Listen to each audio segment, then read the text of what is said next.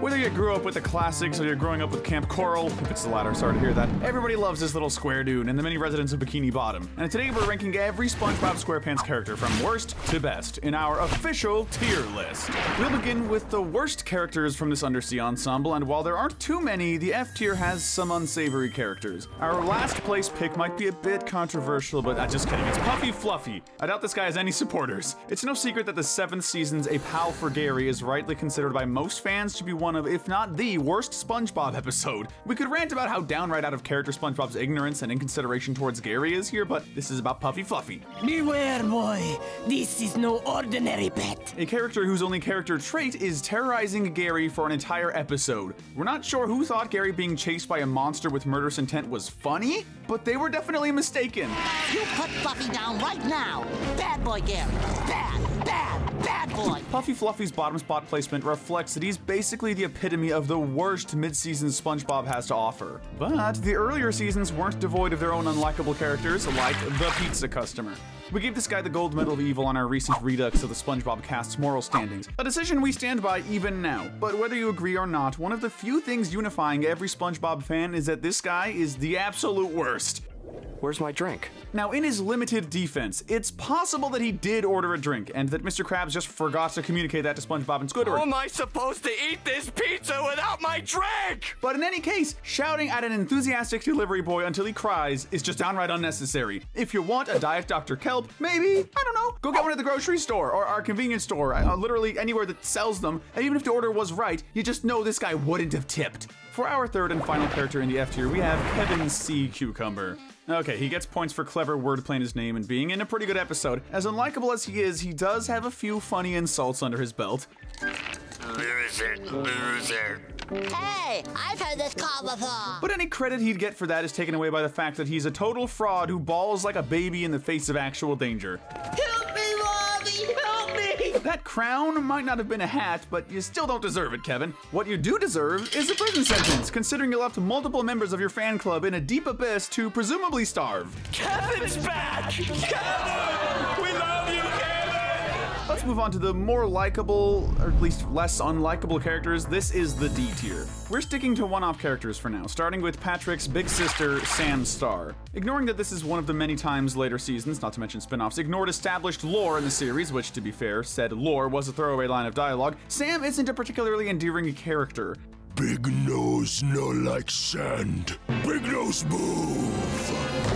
Her whole shtick is smashing people's houses if they even remotely upset her, which, spoiler alert, isn't hard to do. That said, she did help protect Patrick when they got lost as children, and she does genuinely love her brother.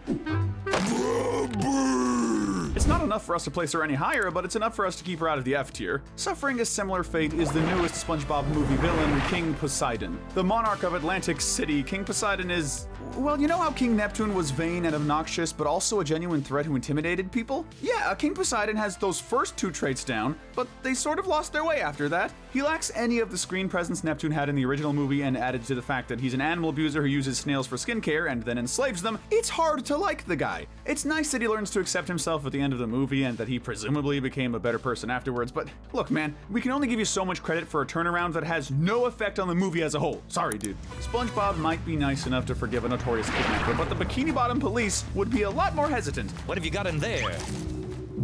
Quasi-gummy, chewy candy fish. Is this how you have fun? By eating your own kind?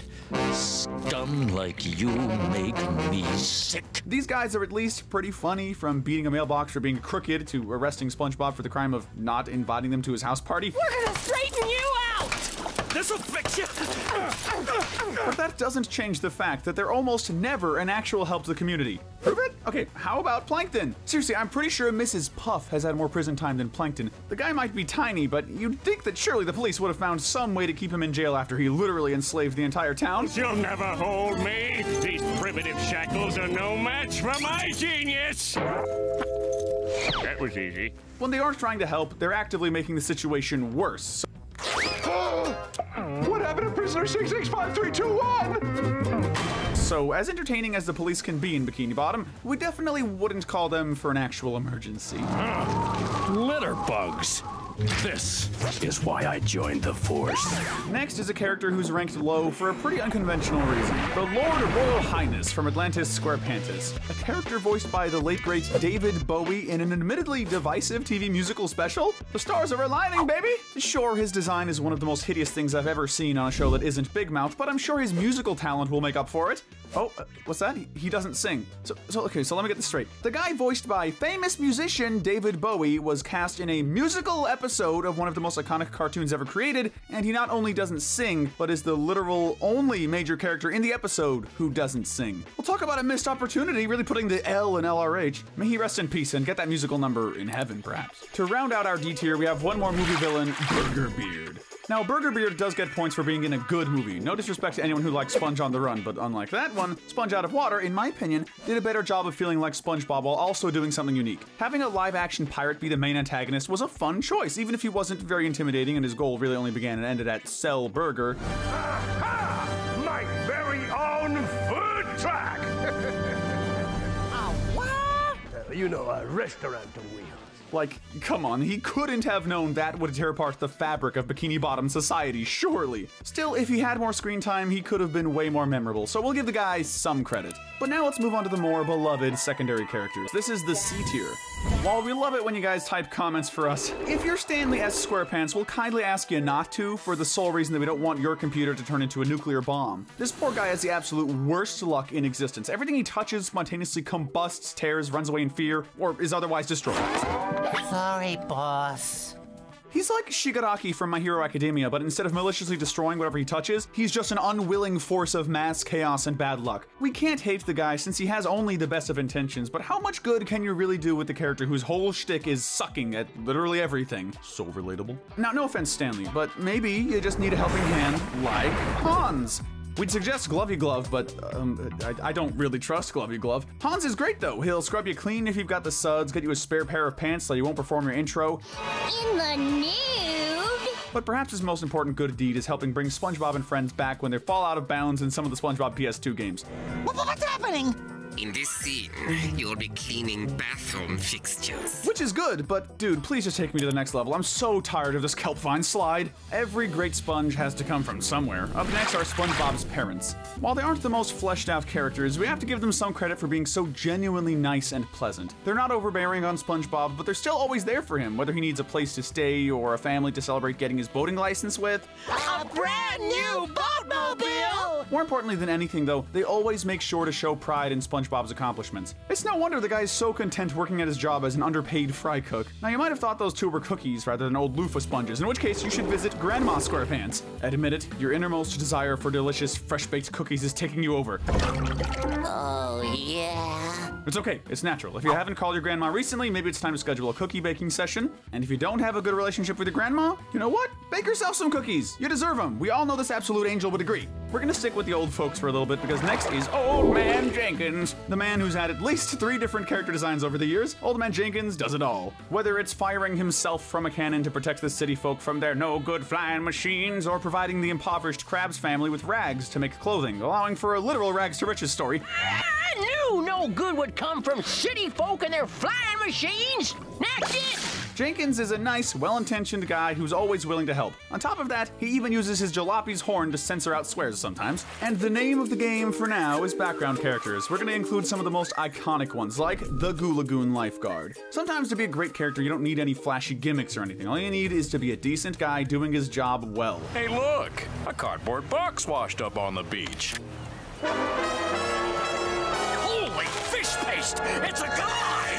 This lifeguard has been protecting Goo Lagoon since the earliest seasons of the show, and the mere thought of someone drowning sends him into absolute panic. He's a dedicated guy who's always down to save others when they're in trouble. Even SpongeBob's notorious ripped pants prank wasn't enough to deter this everyday hero. Speaking of dedication, we've got to give a quick shout out to Incidental 70. Really, what can we say about him? He's one of those background characters who did literally next to nothing aside from saying, "Hey, SpongeBob's back!" Yet we all universally missed him enough for the fact of his return to making cameos in the series to take over the internet for a few weeks. Imagine being so loved that people are rallying for you to return 2 decades later and you don't even have more than a single speaking role. That's dedication. On the next episode of Wait, That Guy Has a Name, we have Frank, the buff goldfish. Why is he this high up, you ask? Just look at him!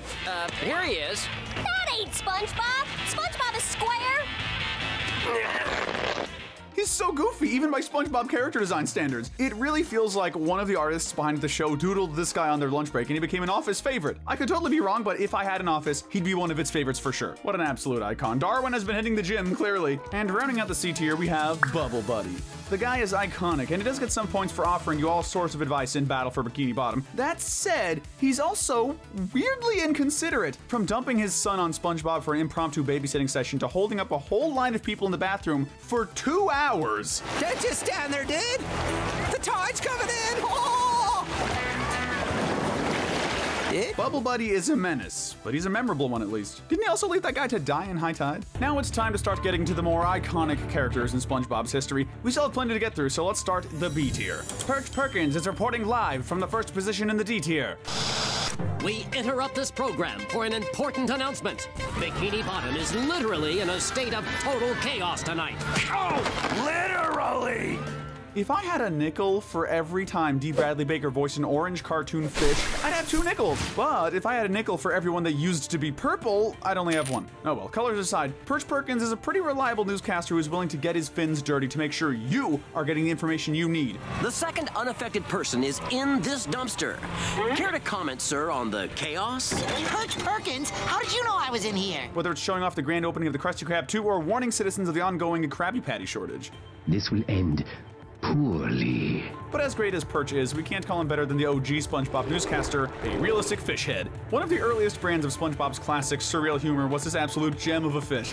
Hey kids, are you ready to hear the winner of this week's contest? I'm ready! I'm ready! He always knew just when to report on whatever's relevant to the episode and how to time it for maximum dramatic effect. Heck, he's even nice enough to give some commentary during the boss battles in Battle for Bikini Bottom. That's not to mention that he's technically one of the very first characters to appear in the series. He shows up in the theme song, meaning he's been canon for longer than Sandy or Plankton. And how can you not make money with such a brilliant idea? If it weren't for Realistic Fish Head, we wouldn't know what to do if nautical nonsense was something we wished. So for answering that age-old question, we thank him. And since we're on the topic of brown secondary fish characters, let's talk about Fred, aka the My Leg guy. He obviously gets points for embodying one of SpongeBob's most beloved running gags, even if it was admittedly funnier before the series acknowledged it directly.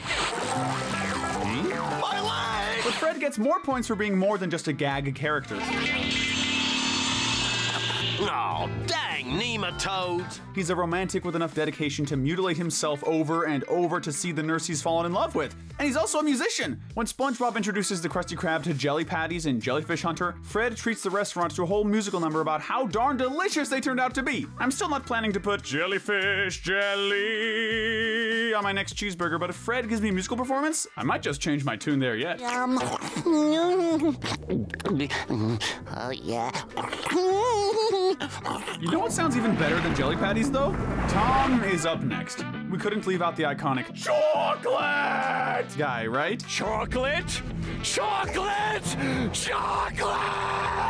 While that's his most memorable outburst, he has a lot of other good ones. He's the one who finally rallies the town against Bubble Buddy before he burns their crops, poisons their water supply, and delivers a plague onto their houses.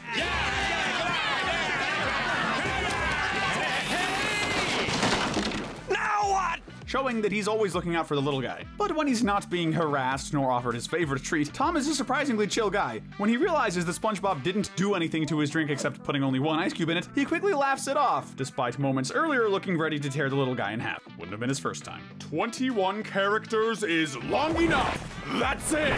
Harold is long overdue for mention on our list. He might not be as iconic as Fred nor Tom, but this blue barracuda is every bit as iconic. While, like Tom, he's known for losing his temper fairly often, I don't think that's doing him justice. Make a wish, dear. All my wishes have already come true. Think about it. He was willing to wait for 2 hours in the line at the Porto Head for SpongeBob's friend. That's some surprising patience right there. And while he does get feisty sometimes, it's practically always justified. Hi there, young people. A nice day today.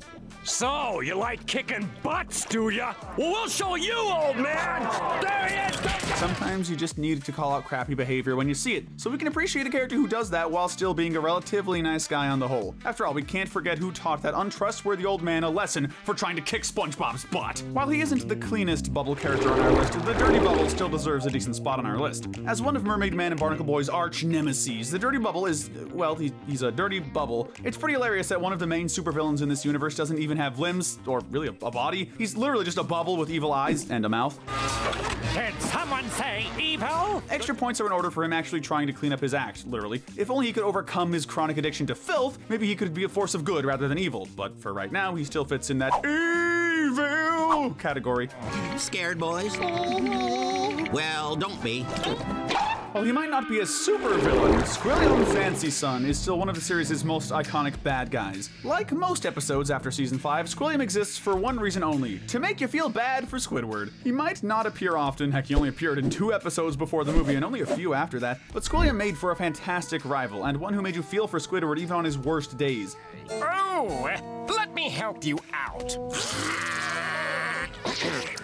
There. Sure, Squidward is prideful and arrogant, but he's shown to have a good-natured side as well. Squilliam, on the other hand, is just a smug jerk who prides himself on tearing Squidward down. It truly is, Nicky. The hot bod and Hugh Hefner robe only make him look like more of a jerk. But love him or hate him, one thing is for sure: without Squilliam, we wouldn't have Band Geeks, and that truly would be a terrible fate. He also gains points for that admittedly sweet unibrow. But we're not done with the supervillains yet. The Dirty Bubble is great, but Man Ray is a tough one to beat.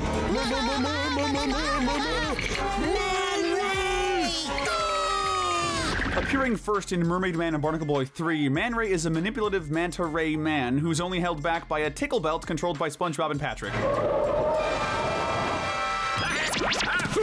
Seeing SpongeBob and Pat torment this guy as a means of rehabilitation was always pretty funny, even if we felt a little sorry for him. By the end of the episode, he even appears to have reformed somewhat. He has chicks with little poodles on them. While he does fall back into villainy later on, he makes up for it by having some pretty stellar performances. Remember the episode Back to the Past where he managed to become the dictator of Bikini Bottom and it takes time travel to stop him? And when he isn't doing villainous stuff, he can be surprisingly chill. Hey, you're not eating fast enough.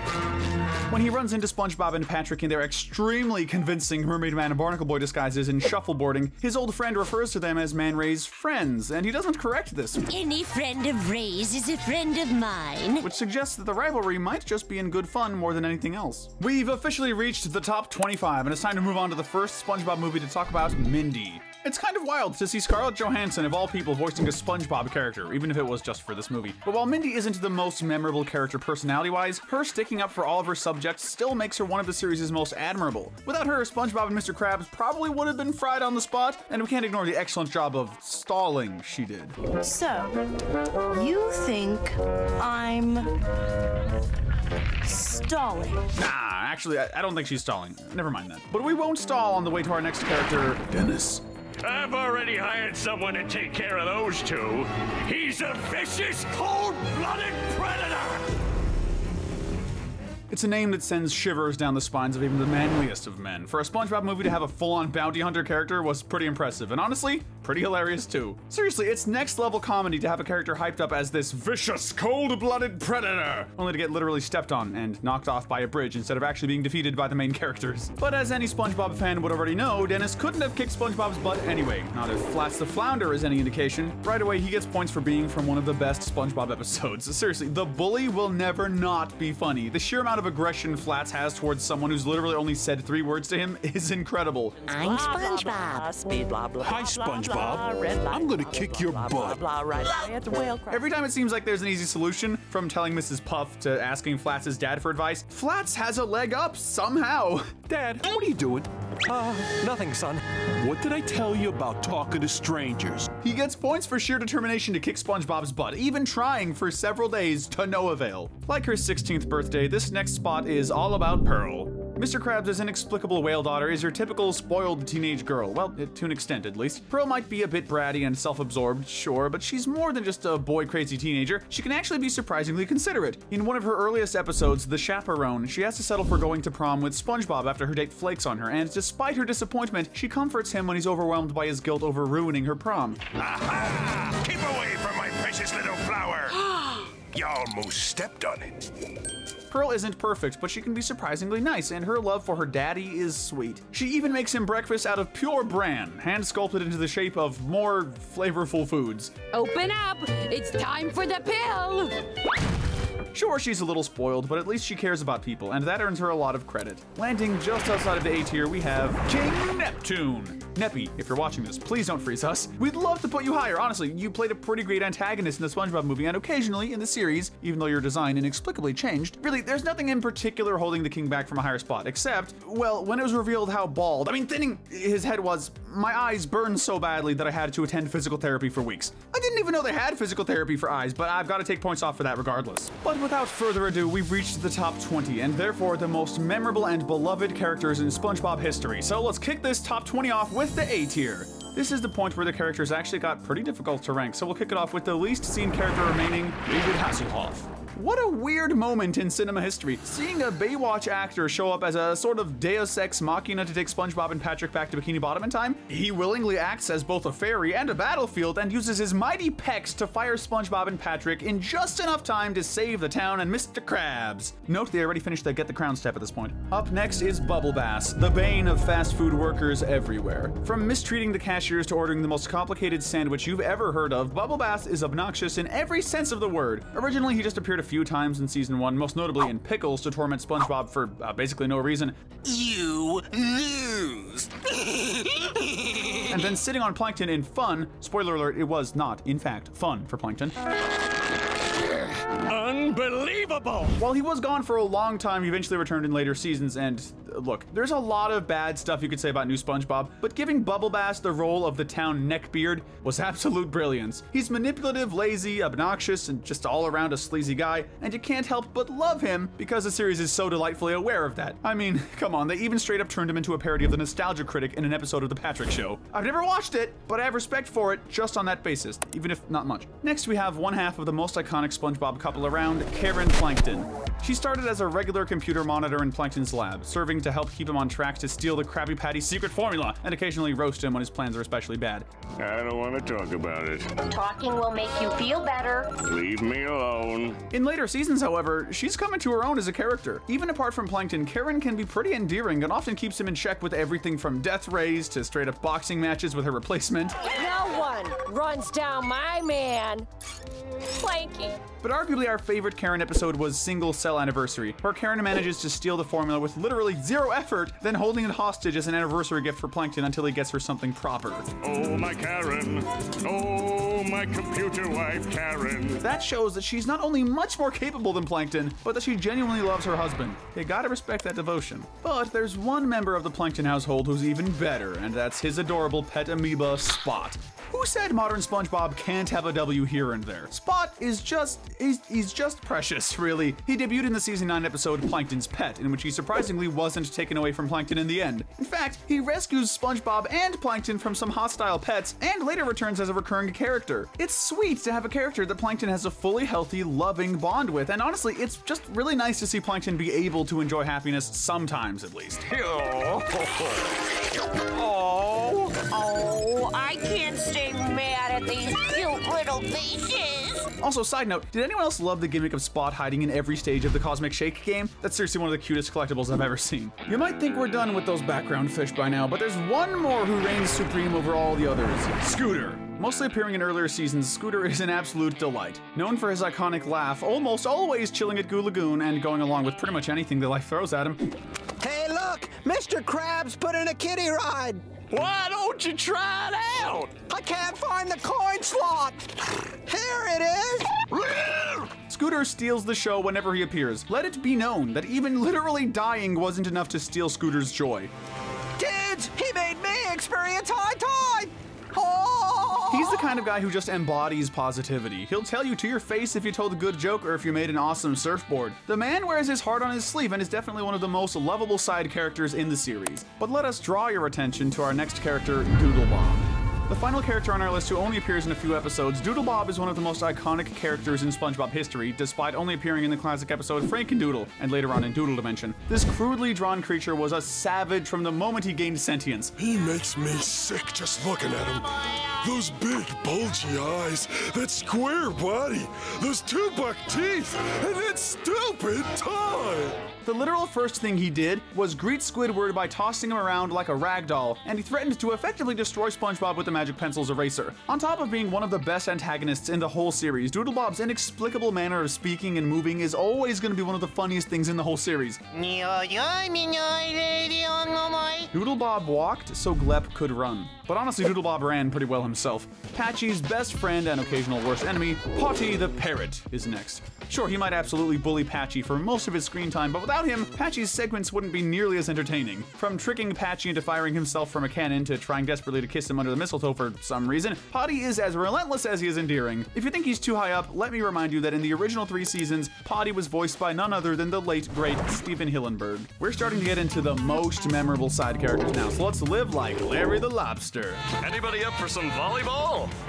Larry, in short, is a breath of fresh air. Usually in cartoons, especially kids' cartoons, the vain jock characters are played as bullies at worst and narcissists at best. Larry is admittedly pretty full of himself, but he still defies the stereotype by being a genuinely nice guy. Even though SpongeBob is jealous of Larry's status as a lifeguard and just generally a Giga Chad, Larry is always happy to include SpongeBob. From trusting him at his word that he's a lifeguard to giving him free swimming lessons. He's also surprisingly down to earth. When SpongeBob's Ripped Pants song moves him, Larry asks him to sign his pants. It's clear that Larry is a ladies' man, so for him to be secure enough in his masculinity to ask another dude to sign his swimming trunks is seriously cool. And closing out the A tier, we have one of the series' most underappreciated characters, Mrs. Puff. Seriously, Puff Mama does not get the credit she deserves. She's the incredibly tired driving instructor of SpongeBob, and as a result is constantly filled with anxiety and existential dread over what his next driving lesson will have in store for her and her criminal record. Alive! I'm alive! Oh, thank Neptune, I'm still... You always get the sense that Mrs. Puff is just barely keeping her sanity intact, and that makes her both sympathetic and surprisingly hilarious. Sorry I'm late. I got caught in traffic on the way in here when that whole "I'm gonna be doing this for the rest of my life" thing reared its ugly head, and Similarly to Squidward, Mrs. Puff is a character you don't appreciate fully until you've grown up a bit. You can laugh at SpongeBob and Patrick's antics anytime, but it takes a few panic attacks, criminal contemplations, and existential crises of your own to understand where Mrs. Puff is coming from, and once you do, you have one of the most surprisingly funny characters in the series. But our top tier has been reserved for the series' most iconic, unforgettable characters. This is the S tier. Kicking this top tier off is the naughty ghost who haunts the 7 seas, the Flying Dutchman.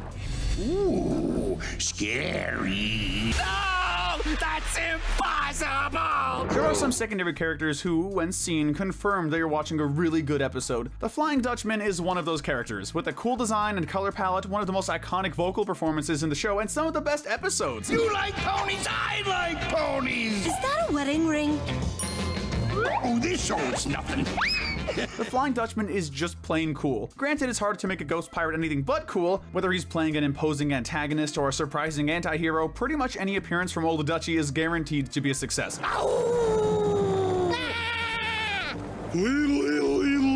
Even the occasional PS2 game of questionable quality. Next we have a dual entry. Yeah, I know, we've really tried not to do those today, but with Mermaid Man and Barnacle Boy, can you blame us? These two are a package deal, protecting the seas from all kinds of threats, even if they're retired.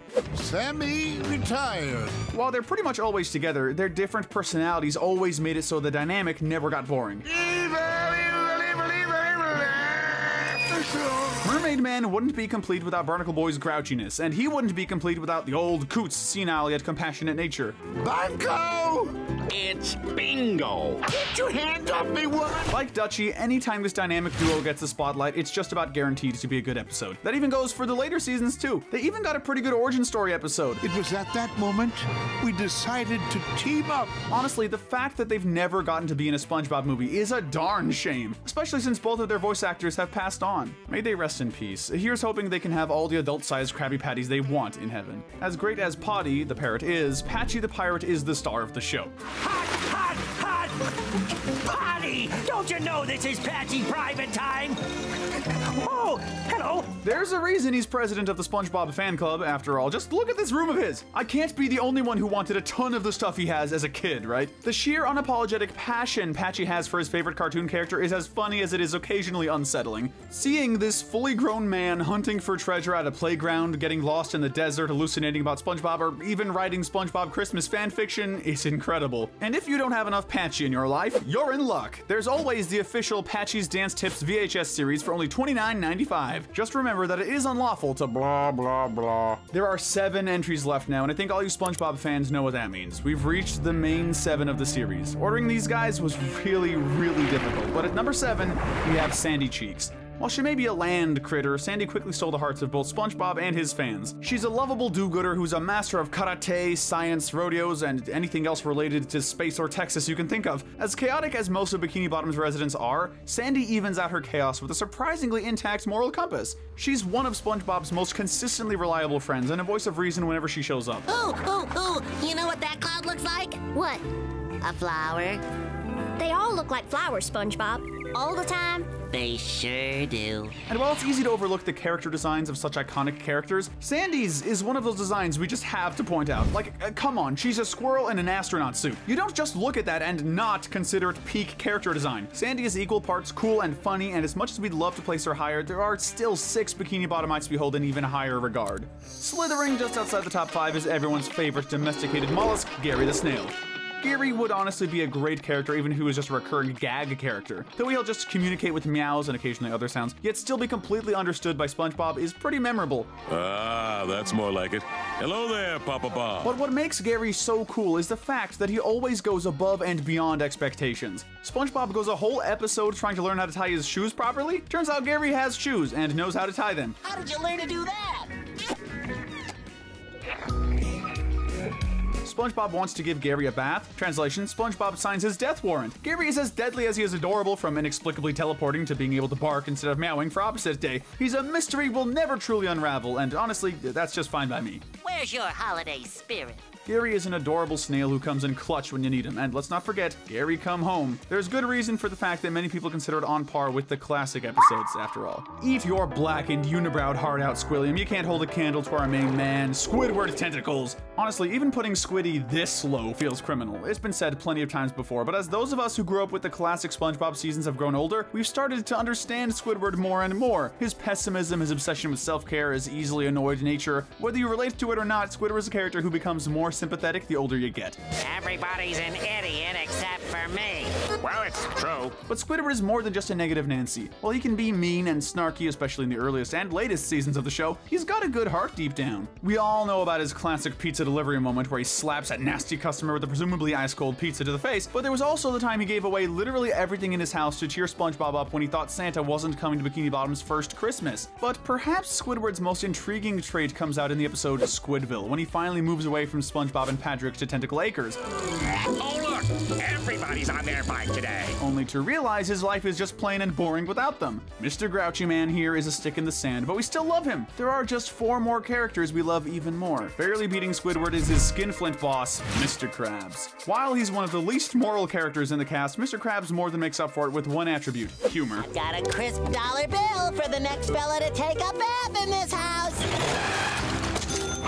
It's been said plenty by now that Mr. Krabs' morals have deteriorated over the course of the series, but I don't know. Maybe it's that iconic vocal performance by Clancy Brown, or maybe it's the humor and just how far Krabs will go to make a quick buck, like trying to assassinate Squidward and out of the picture. But whether it's new or old SpongeBob, we just can't bring ourselves to hate Mr. Krabs. Most of the time, that is. What really elevates him this high is the surprising amount of heart he hides beneath his ruthless greed.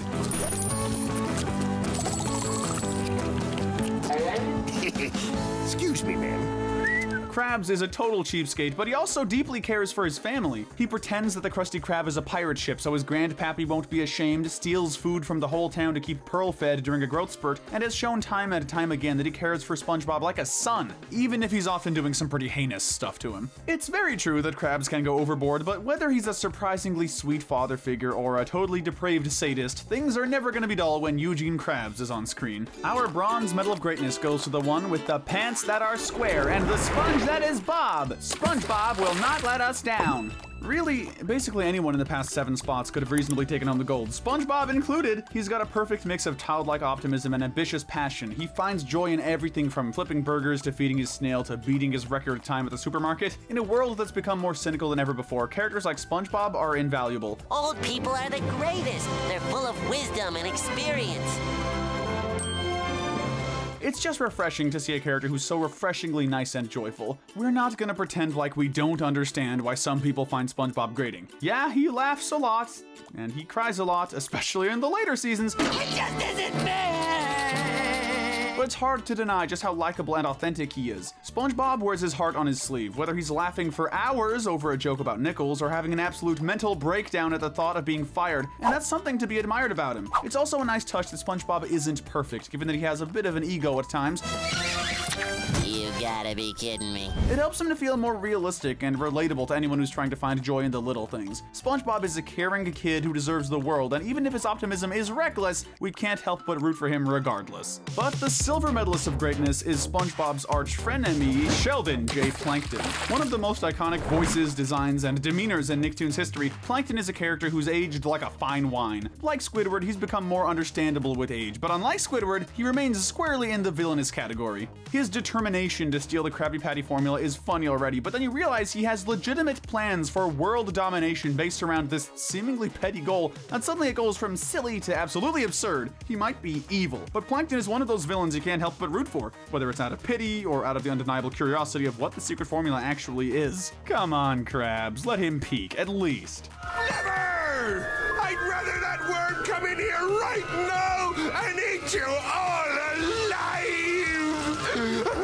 As for why Plankton is so high up, well, with most SpongeBob characters, they sort of lost their way in the later seasons, a fact that we've done our best to not take into account too much for this list, but even if we did consider that, Plankton's position wouldn't be hurt much. Even in later seasons, Plankton is every bit as maniacally entertaining as he's always been.